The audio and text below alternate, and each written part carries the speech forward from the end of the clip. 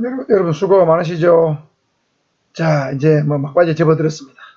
오늘은 행정법 요약 5번째 시간입니다. 이번 시간에는 행정상 손해배상과 손실보상을 중심으로 한번 살펴보겠습니다. 정말 엑기스만, 핵심만 집어서 한번 살펴보겠습니다. 일단 이 손해배상과 손실보상의 어떤 개념을 먼저 정확히 알아야 됩니다. 앞에 행정상 말이 붙었죠?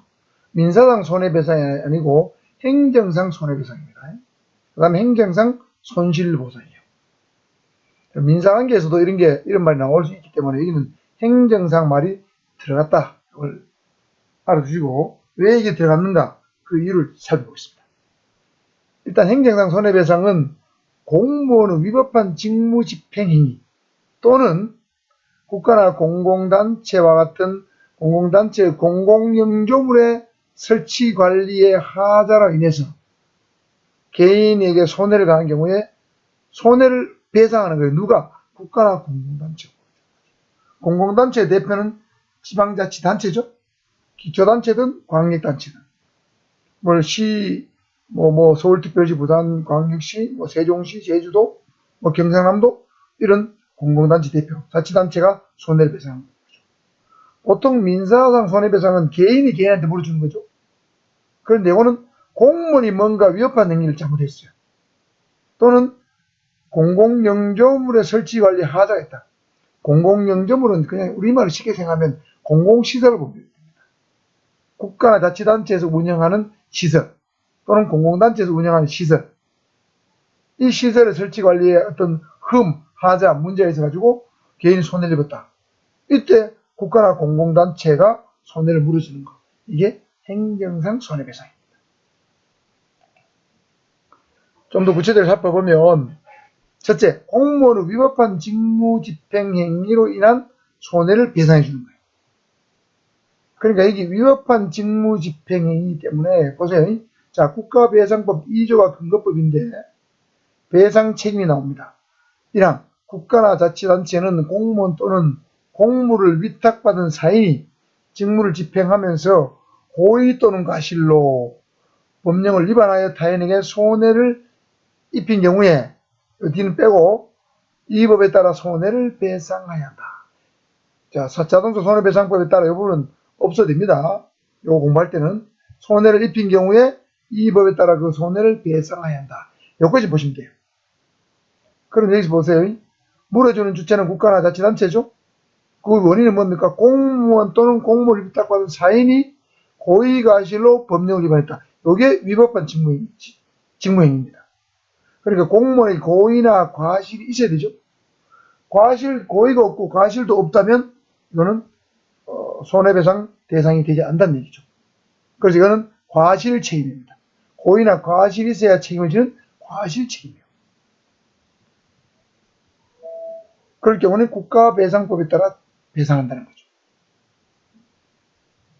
자, 공무원 위법한 직무행위에 대한 손해배상은 과실 책임이라는 거 알아두시고, 자, 예를 들면 관련 판례 한번 보겠습니다. 경찰과 몸싸움 중에 가스총에 맞아가지고 한쪽 눈을 실명한 마약 판매 사범에게 국가가 5,800만 원을 마약 판매범에게 물어주라는 국가배상 판결이 있었습니다. 대법원 판결입니다. 이때 국가의 책임은 60%, 범인의 책임은 40%로 대법원은 판단했습니다. 물론 배상금은 훨씬 더 많이 1억적 가까이 청구를 했습니다. 그런데 법원에서 이 마약 판매범이 불신검문에 불응하고 도주를 했고 또 경찰은 직무집행에 어느 정도 한걸 냈고 그 다음에 마약 판매 사범인 중범죄자였기 때문에 그 사람이 과실도 좀 있다. 그래서 그 사람 과실 40%를 빼고 60%의 과실에 해당하는 금액 5,800만 원만 물으셔라. 이렇게 내렸습니다. 그러면 경찰이 가스총을 발사해서 비록 범인이라도 한쪽 눈을 실명하게 한 행위는 고의보다는 과실이 있다고 보는 거죠. 경찰 간의 과실로 인해서 마약 판매범에게 눈이 실명됐잖아요. 이런 것이 바로 공무원의 위법한 직무집행행위로 발생한 국가배상제도, 손해배상제도. 두 번째는 영조물의 설치 관리 하자에 대한 손해배상입니다. 자, 국가배상법 5조입니다. 공공시설 등 하자로 인한 책임이요. 도로, 하천, 기타 공공영조물의 설치나 관리에 하자가 있기 때문에 타인에게 손해를 발생하였을 때는 국가나 자치단체가 손해를 배상해야 된다. 국가나 자치단체가 손해배상은 똑같습니다. 앞에 하고. 자, 하자는 하자인데 무슨 하자냐? 도로의 관리의 하자, 하천 관리의 하자, 공공시설 관리의 하자입니다. 예를 들면 교통신호기가 어떤 뭐 천재지변으로 홍수로 태풍으로 고장이 났다. 그래서 차량이 교차로에서 주행을 하다가 사고가 났다. 그러면 운전자의 과실도 있겠지만 교통신호기가 고장난 것에 대한 책임도 있는 거죠. 교통신호기 관리는 경찰하고 자치단체에서 해야 됩니다. 그러니 사고 발생할 때 본인 과실을 제한 나머지 금액에 대해서 피해 금액에 대해서 국가나 자치단체가 배상을 해줘야 됩니다. 신호기 고장난 건 천재지변이다. 그럼 이거는 뭐 공무원의 과실이 없어요. 영조물 설치 관리 하자가 없어. 과실이 없어요. 하자에 대한 어떤 과실이 없어요. 그리고 이거는 무과실 책임. 과실이 없어도 책임을 지는 거예요. 누군가 교통신호기를 고의로 고장했다면 이거는 당연히 그 사람이 책임져야 되겠지만 그런 게 아니고 천재지변으로 제 불가항력적 요인으로 신호가 고장났다. 이런 건 영조물 설치 관리 하자에 대한 손해배상이죠. 무과실 책임입니다. 그 다음에 여러분 뭐 자전거를 타고 가다가 도로에 홈이 파져 있었어요. 깊이 파져 있어가지고 자전거를 출근하다가 홈에 걸려가지고 내가 넘어져가지고 다쳐서 진단이 예를 들면 치료비가 한 100만원 나오고 자전거 수리비가 한 10만원쯤 나왔다고 치면 이것도 역시 국가나 자치단체가 물어줘야 된다는 거죠. 그 도로가 국가에서 관리한 도로면 국가에서, 자치단체에 관리한 도로면 자치단체에서 물어줘야 되는 거예요. 줘야 됩니다. 다만 본인이 전방주시 태만한 그 과실 부분을 빼고 일정 %만큼은 국가나 자치단체가 물어줘야 되는 거죠. 도로에 홈 파진 이유는 자연적으로 파질 수 있겠죠. 시간이 지나서 대형 차량이 지나갔어. 어떤 이유로. 그러니까 과실이 없어도 책임지는 거예요. 그러니까 이 공공시설의 하자로 발생한 손해배상은 과실이 없어도 책임지는 무과실 책임입니다. 공무원의 직무상 위법행위는 과실 책임, 영조물은 무과실 책임입니다. 이렇게 구분해 주시기 바랍니다. 나중에 정리해서 한번 보여드리겠습니다. 그 다음에 행정상 손실보상입니다. 자, 아까는 지금까지는 행정상 손해배상을 살펴봤죠. 손해배상은 방법에는 원인에는 두 가지 있었죠. 자, 손실보상은 또 다릅니다. 어떤 손실을 물어주는 거예요. 보상이란 말, 손해배상이 아니고 손실보상이란 말 쓰고 있어요. 자, 그 의의는 공공필요에 의해서 적법한 공권력 행사로 인해서 개인의 재산에 가해진 특별한 손해에 대해서 재산적으로 물어주는 거예요. 돈으로 물어주는 거예요. 돈으로. 쉽게 말하면. 특별한 손해에 대한 금전적 보상입니다. 자, 핵심이 이겁니다. 공적인 필요, 공공의 필요에 의해서 적법한 어떤 공권 행사, 적법한 행정권의 행사로 발생한 특별한 손해를 물어주는 거예요. 자, 여기 포인트는 적법입니다. 앞에 공무원은, 행정상 손해배상은 공무원의 위법이었죠. 손실보상은 적법한 행정권의 발동, 공권력 행사로 인해서 발생한 개인에 대한 손해도 물어줘야 된다는 거죠. 근데 여러분, 적법한 공권력 행사인데 왜 물어줘야 될까요? 적법한 공권력 행사이기 때문에 특별한 손해에 대해서만 물어주면 됩니다. 이 특별한 손해라는 것은 보통 재산권에 내지하는 사회적 제약을 넘어서는 손실입니다. 일반적인 어떤 제약 범위를 넘어서는 손실. 이 특별한 손해에 대해서는 여러 가지 설이 많습니다. 형식적 표준설, 실질 표준설 많지만 우리 지도서에는 끝까지 안 나오기 때문에 특별한 손해, 일정한 범위를 넘어서는 통상의 제약을 넘어서는 손해를 특별한 손해한다. 이 정도 아시면 됩니다. 자, 예를 들어 볼까요? 도로 건설이나 신도시 건설을 위해서 거기에 내가 땅이 있는데 그 땅을 내가 국가나 자치단체에 협의를 해가지고 내가 일정 금액을 받고 넘겼다. 또는 협의가 안 돼서 강제로 수용을 당했다. 그럼 나는 내 땅 가만 갖고 있는데 국가나 자치단체에서 필요해서 도로를 만들거나 도시를 만들었잖아요. 그럼 이건 적법한 공권력 행사예요. 그런데 나는 가만히 있는 땅을 그냥 국가가 돈을 주고 내가 가져가 버렸어요. 또는 자치단체가 가져가 버린 거죠. 그러면 이 개인이 특별한 손해를 입었다고 보는 거예요. 이때 개인이 국가나 자치단체에 대해서 가지는 손실보상 청구권을 행정상 손실보상이라고 합니다. 자, 기본적으로 내 땅을 수용할 때는, 내 땅을 가져갈 때는 협의해서 국가나 자치단체하고 개인하고 협의할, 지주하고 협의해요. 협의해서 협의가 안 될 때는 보통 수용을 합니다. 수용. 자, 한번 볼까요? 자, 여기 어떤 밭이 있죠? 밭에 나무들이 빽빽이 심어져 있습니다. 자, 여기를 만일에 광명 신도시를 건설한다. 아파트 단지 만들어 칩시다. 그러면 국토부에서 신도시 개발 계획을 발표를 했습니다. 그럼 내가 여기 땅이 있다고 치면, 땅 주인이라고 치면, 나는 이게 뭐 나무를 심어가지고 농사를 짓고 있는데, 이 땅을 국가나 자치단체가 뭐 돈을 예를 들면 10억을 주고 가져갔다. 그러면은 나는 가만히 있다가 내 땅을 뺏긴 거나 마찬가지잖아요. 물론 뺏겼잖아요. 그러면 땅값을 보상받아야 돼요. 이 땅값을 보상받는 게 바로 손실보상이에요. 그러면 땅값만 보상해 주느냐? 땅 말고 요 식물에 나무 있죠? 나무 값도 보상해 줘요. 그 다음에 여기 식당을 하고 있다면 식당에 대한 영업권에 대한 보상도 해줍니다. 그 다음에 토지 소유자뿐만 아니고 이 토지에 대한 임차인이 갖고 있는 권리도 어느 정도 보상해 줍니다. 그러니까 토지 소유자가 그 임차인 같은 관계자가 입은 손실도 다 보상해줘요. 그래서 LH 직원이 부동산 투기한 사건을 살펴보면 이 LH 직원은 광명시흥의 신도시 3기를 만들 때 LH 직원들이 내부 정보를 이용해서 100억대 땅을 사들였습니다. 사가지고 100억대 부당이득을 취했습니다.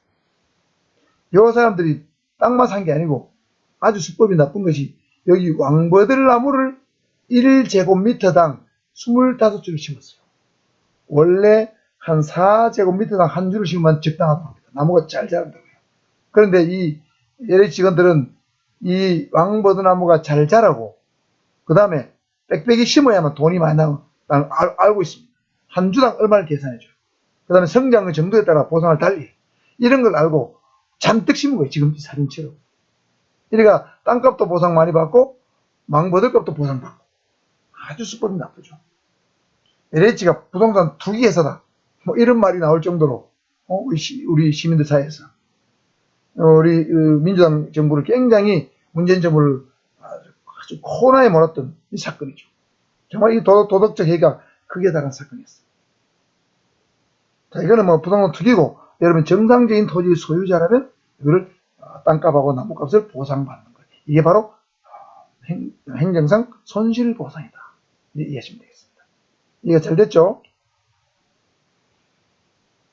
자, 그래서 이런 적법한 공권력의 행사라는 것은 공익사업을 위한 토지의 취득이 보장하는 법률에 따라서 공익사업으로 할 때만 적법한 공권력 행사가 되는 거예요.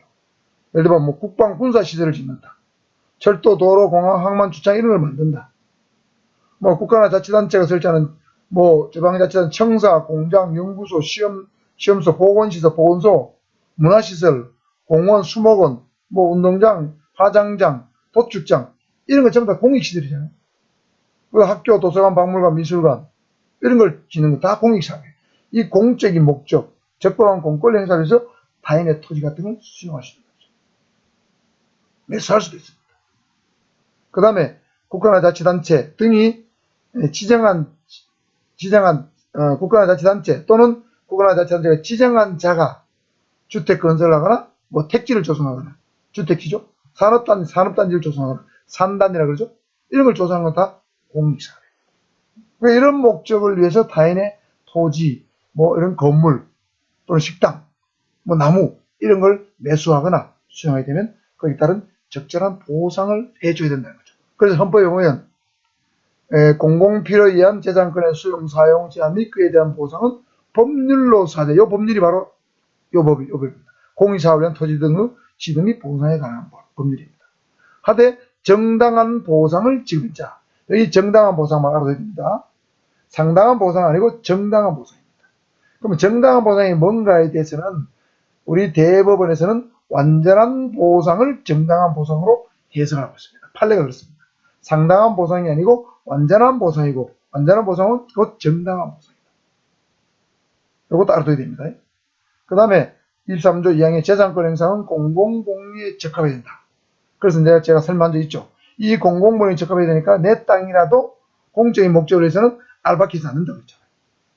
알박히 하려고 하면 이 협의해서 매수하거나 아니면 강제로 수용을 하거나 토지수용위원회 재결을 거쳐서 수용을 하거나 이렇게 해서 재산권을 완전히 행사할 수 내 거라도 완전히 내 마음대로 행사할 수 못하게 하는 거예요. 이게 재산권을 보장하면서도 우리 헌법에서 재산권에 대해 일부 제한을 가하고 있는 것입니다. 그러니까 사유재산도 기본적으로 보장되지만 공공복리에서는 어느 정도 제한할 수 있다. 이런 뜻입니다. 그걸 주장한 것이 헌법 23조 공익사업을 위한 토지 취득 및 보상에 관한 법률이다. 이런 뜻입니다. 아시겠죠? 자, 손실보상은 헌법 23조 공익사업 취득 보상에 관한 법률과 관계가 있는 규정이다. 이렇게 보시면 되겠습니다. 자, 그러면 손해배상과 손실보상을 구별해서 한번 정리해볼 살펴보겠습니다. 자, 손해배상은 개인의 손해에 대한 보상이죠.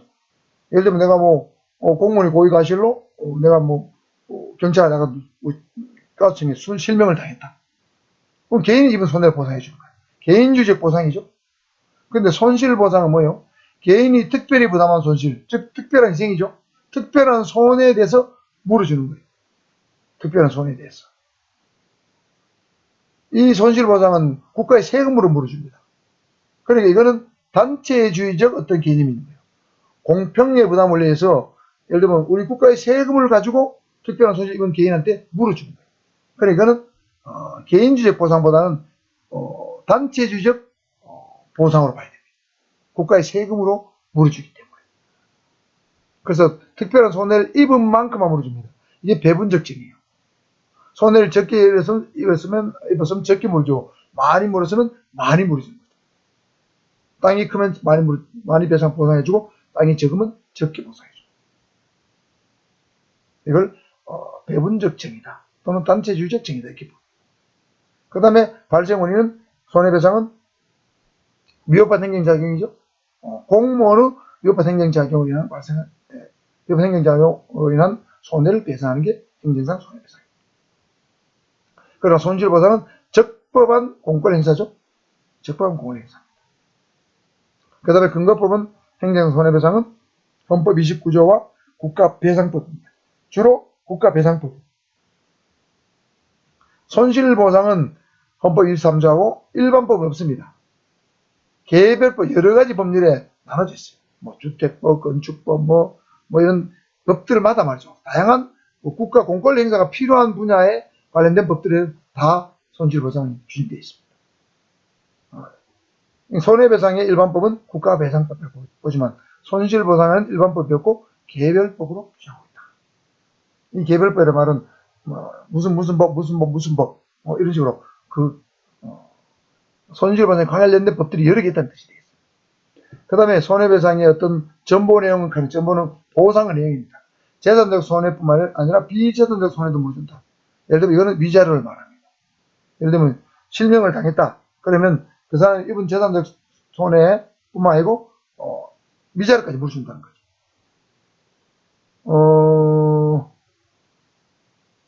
그 다음에 내가 예를 들면 자전거를 타고 가다가 넘어졌다고 했잖아요. 그 재산적 손해잖아요. 재산 손해, 자전거 손해가 10만 원인데 내가 그걸로 인해 가지고 충격받은 게 또 5만 원 있다. 또는 50만 원 있다. 그 50만 원도 물어준다는 거죠. 이 손해배상. 알겠죠? 그러나 손실보상은 오로지 금전적 손해만 물어줍니다.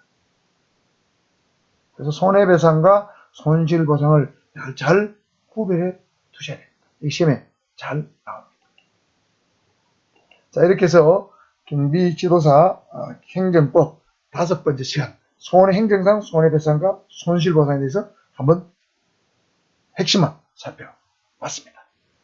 이제는 마지막으로 요거만 남았죠? 행정심판, 행정소송 요거 남았습니다. 요건 다음 영상에서 찾아뵙도록 하겠습니다.